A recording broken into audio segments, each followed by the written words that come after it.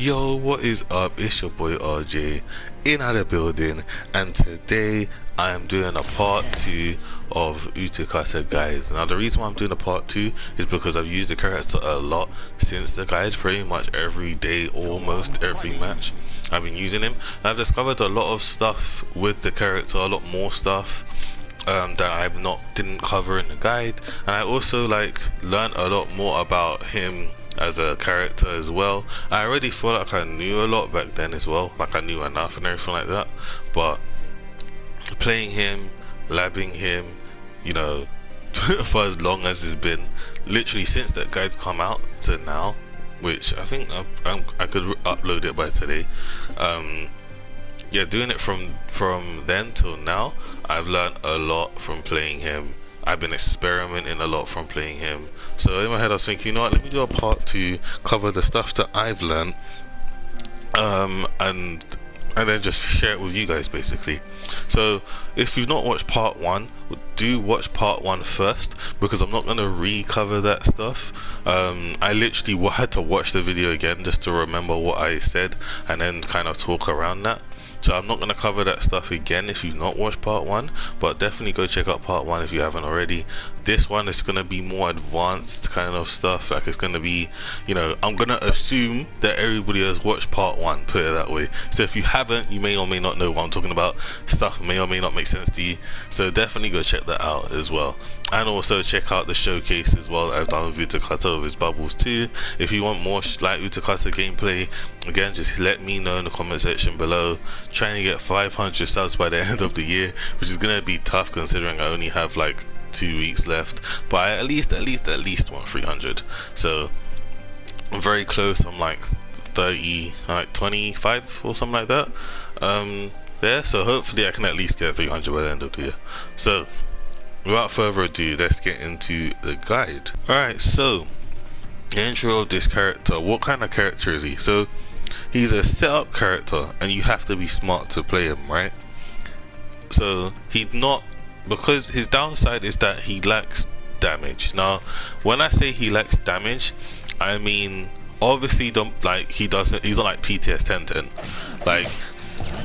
Like for example, like his hits do kind of stack up. Obviously his bubble switch combo up to here, you know what I mean? But if you realize, it's not much compared to if I was to do a whole mother down combo, for example, it's gonna do more, do you know what I'm saying? Or like even if I was to do, for example, this infinite here, like if I was to do the infinite there, it would do more compared to him, right? Obviously if you stack it and say if I dash twice or something, then obviously it's gonna add up. So it's not like he does no damage, but by then you're gonna need chakra, you're gonna need resources, you're gonna need resets. Like if you're doing this, you're not gonna get all of that basically. So that's why I say he's not really one for damage. He's a setup character and he starts stuff. So he can start guard pressure, he can set up a guard pressure, he can set up combos, he can kind of cover you in the neutral, which I'm obviously gonna cover as well.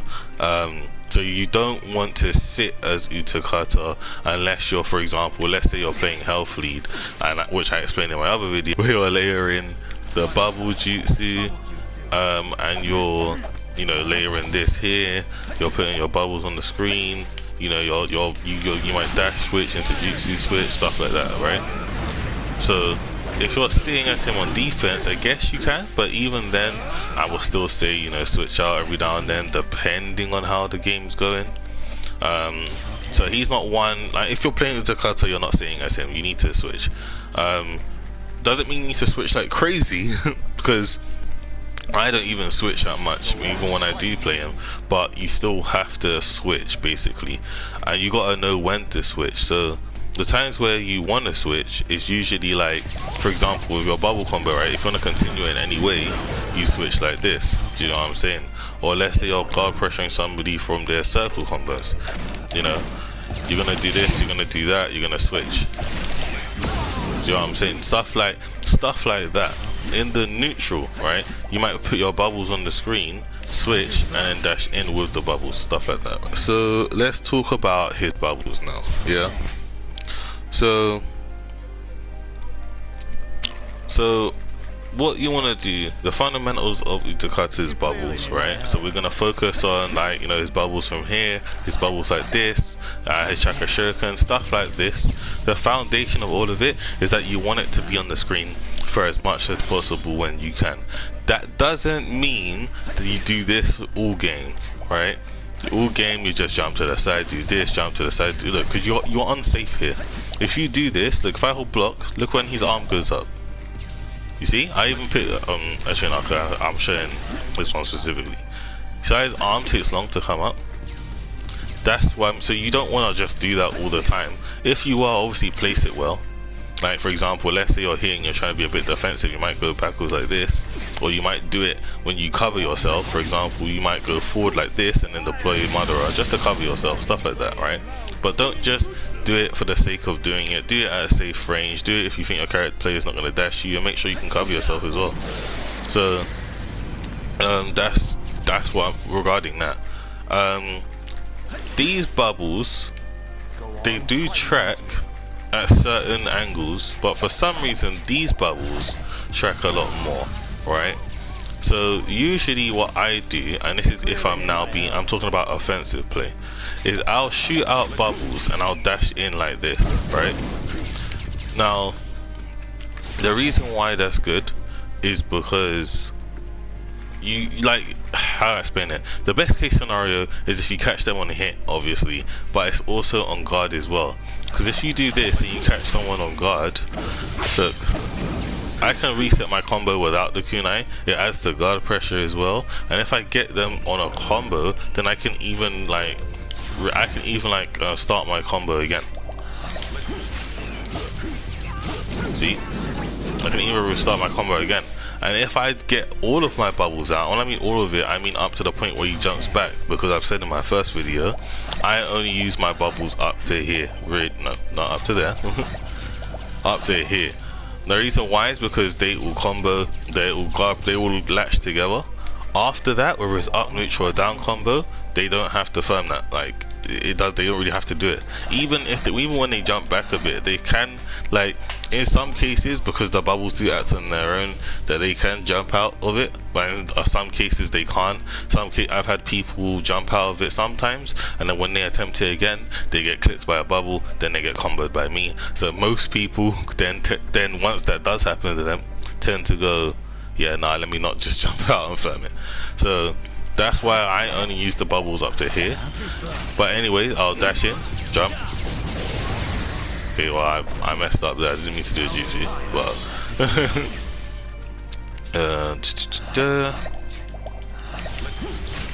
dash in. See, I could do anything there though. I could let's say if I was gonna do that again, right? I could go. See, I could even do that. If you have a fast ultimate, I could have even done an ultimate there. You see what I'm saying? So that's what I mean in the sense that his bubbles are really good on that's like the best case scenario. Obviously they're not just gonna sit there and let you dash off and just do this, obviously not. So that's why when you are doing this, you don't have to throw out all bubbles. Throw kunai to lock them down, do a double dash to lock them down, do your lockdown universal stuff. Lock them down, let the bubbles get there, and even if the bubbles don't get there, it's still fine. At least it's a deterrent for them to not go in, because if they go in and hit you, the bubbles are going to hit them. So that's usually why you can do that. You don't have to shoot out loads, you can just do this and go in. Obviously you have to get the timing right, not the timing, sorry, you have to get the distance right, should I say. So like, let's say you're here and you ain't got time to shoot out loads, you might just do one, go here, jump, boom, and then do it again. You know, lock them down. You don't need to shoot out loads. You can even shoot out one or two, obviously depending on the range, right? Because one bubble is all you technically need to hit. Loads of bubbles just gives you a lot more. You could do a lot more. But for example, if for those people that play Dragon Ball Z Fighters, it's a bit like Piccolo's assist. You know how like Piccolo's assist, they'll kind of go in and it will linger behind, and then you kind of use the second one or the first one like around your combo. It's kind of like this. That's how I tend to like view this. You lock them down, you hit them, you do what you're doing. All right. That's how I tend to use the bubbles basically. All right. So that's how I play him offensively. Now you can do that in any way. You could do it with air hit. I thought I wasn't gonna hit, but yeah, you could do that with his air hit. You could do that with his chakra shuriken like this. I tend to not use this as much, to be honest. Not because it's bad, just because it doesn't really track as much as like these bubbles here do. But I would still say to use it to be safe. Like let's say you're trying to be a bit more safe because your health's low, or like, you know, they're an awakening or whatever it is. Then by all means you can mix this up with this. You can mix this up with this, throw out this. Like it's still not bad to use, but I find myself doing this a lot more, this a lot more into switching, this a lot more, stuff like that. I find myself doing like stuff like that a lot more. Another thing to mention about his bubbles is that sometimes his bubbles can button lock the opponent. Sometimes it's inconsistent, and I don't really know how to force it. Like I'm not gonna pretend like I do. But there's times where if it hits them on the floor, they're button locked for a little bit. I was playing with Mr. Air Force 464, also known as E, and he was even saying that he was getting button locked sometimes, so not all the time, but only when he was getting hit by the bubbles on the floor. Doesn't really do it on the air, but it does it on the floor. So that was something that I was very like, okay. So I don't know how to force it. So for me, it's like if it button locks you, it's a bonus, and if it doesn't, it doesn't. I don't cater for it, but it's just good to know, right? To be fair, that's about it regarding his square combos. It's literally, you gotta be creative, you gotta be smart. You got, like I said in the intro, you have to have a brain to play him. So when you are doing these things, be creative with it. Go into practice mode, shoot out a few bubbles, see what you can do with them. See what you can do with them, you know. Try out, what I would say to do for good practice is that try and like start off with one bubble, see what you can do with that, then move on to like 2 bubbles, then do your more hits and more, and see what you can do, because then you'll know what to do for, like, you know, with 2 bubbles. See what you can do with 2 bubbles, then after 2 bubbles, see what you can do with like this or something, you know, or see what you can do with like this or something, you know what I'm saying? Like, see what you can do, like play around with it and take your time. A lot of people think, oh, I need to do it fastest. No, take your time. You can be on one bubble for a good half an hour if you want to. If you've got like so many ideas and so many things latching onto one thing, you could spend like half an hour just doing one bubble, seeing what you can do, seeing what like stuff you can get, try them at different ranges as well, like see where the max range is for the bubble to hit, you know. Obviously in a real match they're going to be moving away from you, but let's say they're not moving away from you, then you might go, okay, maybe I can get him to dash me, so I'm gonna do it here, see what he does here, you know. If he doesn't do anything, the bubble doesn't hit, then so be it. Do you know what I'm saying? But just experiment with the one bubble, see how it goes. Yeah, so that's another thing to mention as well, you know, like just experiment with the bubble. Obviously once you get to the point where you're doing loads like this, see what you can do, because you can do more, you know what I'm saying? You can do more with those bubbles, and there's a lot, but let it trail behind you. Remember, it's all because look, if you do nothing and it hits, look, see, look how there's times where they can block, don't get me wrong, like there are times where they can block in that. Let me put it on Vanguard here. There's times where they can block, see, but even if they got this, you get guard pressure, even if they got it. So it's not like it's, you know, the worst case scenario. But there's times that that's comboing. See? So like depending on the ranges you're at, it will either all combo and you can get our super confirm, or you can get there early and then do get like a reset, so do a few hits, use a down pill like I did, or attack up, whatever it is, and then keep going.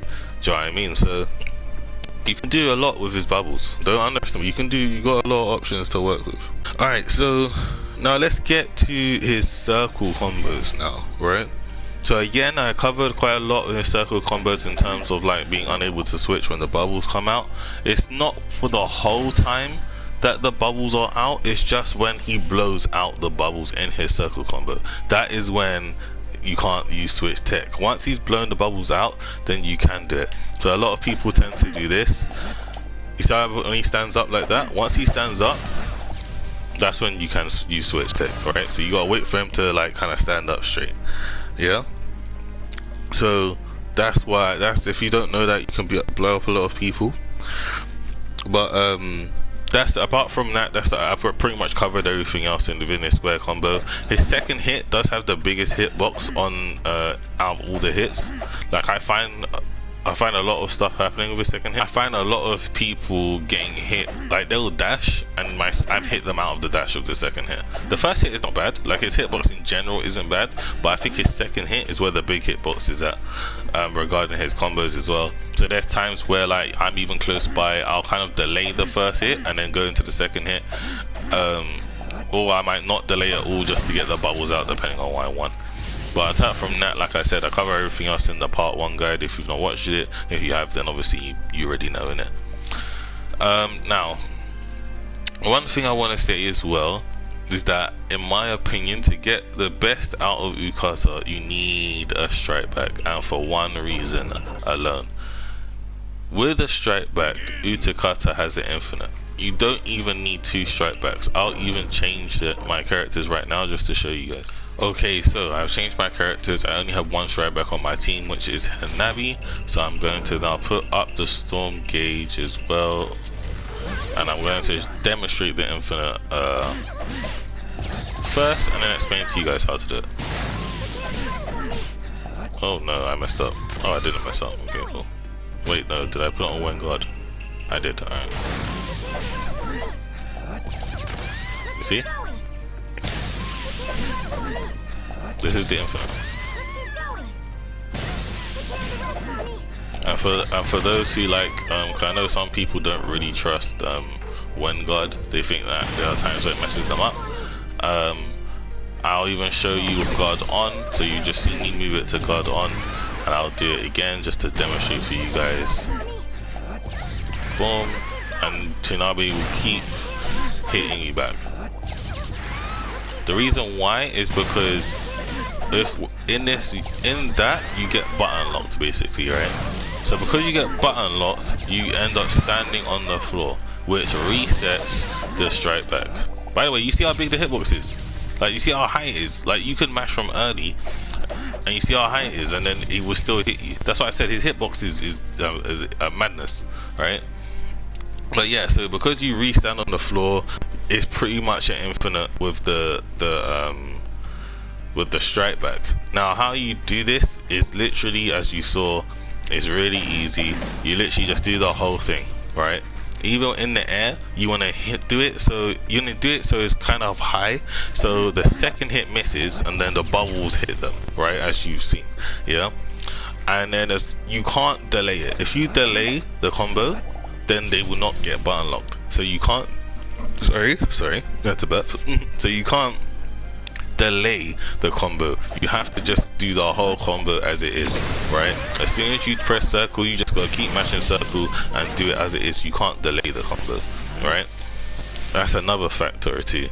Once you get that done, then you're pretty much good to go. It's really not hard. You just gotta get the timing of when to hit the first hit. As soon as you get the timing, then you're good to go.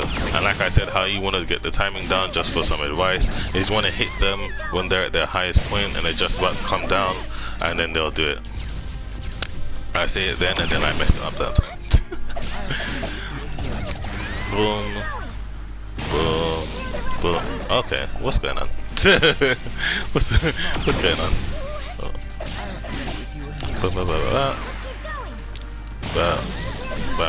There you go. See how I'm hitting him hitting her still quite high. I'm walking around. You don't have to walk like how I'm walking. Like, there's no pattern to how I'm walking. It's just I've created a habit, because walking is a lot to do with my movement. Like, as I've displayed, I tend to walk in weird patterns, I'm told. Like, I just walk randomly. I like walk like this, and then hit you or something like that. It's just kind of just a habit that my playstyle has done. So I tend to like walk like this, and then I'll hit you, then I'll, you know what I mean? So if you see me do that, don't think it's like a specific pattern I'm doing. It's just a habit. So yeah, so that's how you do his infinite as well. Another reason why as well that I would say I would recommend to do a strike back is if, for example, they're on like 1 or 2 subs and you get a strike back, it's also good to do his square combo from it, because it can force guard pressure and it can obviously bait out subs as well. Look, you see how many bubbles hit before she actually landed. Like, remember, guard's on as well. Like, it's on when guard is on. And there are times obviously where the bubbles, you have to kind of, like I said, act around there. Look, boom, look how long they're there for. Now they can't counter obviously if you time it wrong, but the point I'm trying to say is that you can really bait out some subs there. If you have someone who has an air to ground combo reset as well, that's really good. But yeah, really good. So shooting out your bubbles when they're on like 1 or 2 subs is really good, because if they sub, they still sub, the bubbles are still in their face, they still have to block it, and you get free guard pressure basically. So I tend to use those 2 options after it. Obviously I have my universal guard strike back as well that I do sometimes, where I'll do like an air dash and then I'll jump back up and do an air combo, just because I want to bait out a sub, and if they don't sub then I'll go into an air combo. Or like, let's say I might have a good tilt. I can get into it in another guide. This isn't the guide for it. But in terms of Utakata specific, those are the 2 things that I do. I either do the infinite or I'll do the bubble, right? After strike back. But in my opinion, optimally, strike back with Utakata always. Yeah. Obviously you can play without it, but then obviously you lose the infinite. So okay, so another thing to mention as well with Utakata is that his ultimate jutsu has like a weird hitbox, and when you sub it, it subs above you, right? But the hitbox kind of goes around him as well. You see how the bubbles kind of drift to the side because they kind of like spread out, but it kind of like goes around him because he kind of like leans into the right. So there's been times where, like for example, my friend directional subbed it to the right side, and then he got clipped with it like on the right, like literally on the tip of the right side, and he still got clipped. And there's been times where obviously people who don't directional sub it, they'll sub on top of it and then they'll get hit again, so they have to force the whole block. So I tend to do this when people are on 1 sub, right? So a good case I'll do it is after strike back. I'm actually going to put on subs just to show you, because I'm gonna ultimate right after this. You see, he literally went into it twice. It was like boom boom. Like, there's been so many people that I've caught from that, because I've literally, because his combos are so short as well, literally like they'll be on 1 sub, they might go, oh, I'm not gonna waste that sub, you'll have straight back up, so I'll be like, alright, cool, that's Orochimaru being a dende. So yeah, they'll be on 1 sub, they'll be like, I'm not gonna sub, so I'll be like, alright, cool, they'll hit the straight back, I'll do guards it, I'll do ultimate here, they'll sub it, bam. Then they're just like, bam. So I tend to ultimate with him when people are on 1 sub quite often, because of that basically. So that is another thing to point out with Utakata as well. If they're on 1 sub or maybe even 2 subs and you want to get rid of a sub and still maybe catch them, just test their knowledge a bit, then you ultimate on 1 sub as well. Obviously don't do it when you're on 0 subs unless you're taking a big risk. Make sure you have at least 2 subs on you. And no, I said 2, not 1. And yeah, you can really abuse his ultimate in that sense as well. Okay, so another thing that I should mention, and I had to re-record it because my mic was acting up, to why you see a different stage. Like, I did record the rest and then my mic started acting up. So hi. So another thing that I'm gonna basically repeat what I said then now, and hopefully that is good and I can use it. So basically what I was saying as well with Utakata is that his bubbles are also really good for Oki setup, basically, right? So anytime, okay, I mean it will work with this, so it's fine. Anytime they're knocked down, right, you can shoot a few bubbles out, and you can, it's really good for like wake up options, basically, right? Another thing as well. So like, I mean, you can even do it off of his air combo. Let me actually make it so I don't want to be patient. Do after this, boom, and then do whatever. So yeah, so even after like any form of wake up options when they're knocked down on anything, shooting out a few bubbles is pretty good. You can like use his tilt for wake up options, I guess. It might be a bit weird. Okay, I didn't want the strike back, Kinami. I didn't want the strike back. No increase, please.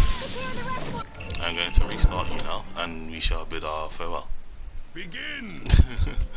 Alright, so you can use his tilt as a good option for wake up as well, but I don't think it's better than his bubbles. I think his bubbles are a lot better.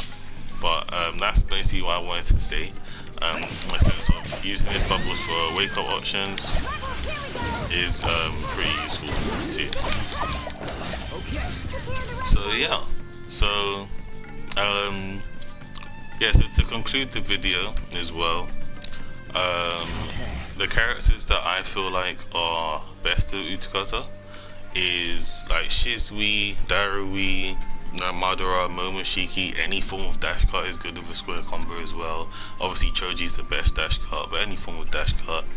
Pain, obviously, like I said it before, I feel like you really do need a strike back with this character because it gives you lose out on too much optimally. I have been starting to play him in meta just to kind of like, you know, improve on him specifically, but he is a very hard character. I do think he is worth learning if you are into characters like these, especially for meta play. I think like his bubbles can give a whole dynamic which I do think can keep up with the meta. But I'm not gonna say he's like, you know, top 10 or anything like that. I don't even think that he's an A tier character. Personally, I don't. But I think he is a B tier character. But I do think he has potential in him. I feel like with the right team, he can definitely shine, I feel like. So yeah, so that's mainly what I wanted to say on Utakata as well. So if you like this video, be sure to give this video a like. Obviously I made a goal of hitting 500 subs, optimistically trying to get 500 subs by the end of the year. I'm probably not going to get that just because of the sub rate that I am going, but I at least want to get 300 by the end of the year. So remember to like and subscribe as well. Hopefully I can hit 300 by the end of the year, and then next year I'm going to be optimistic and hope that I get 1,000 before the year ends. Alright, so without further ado, I bid you guys farewell. I hope this Utakata guide helps you. And peace, sayonara, and adios.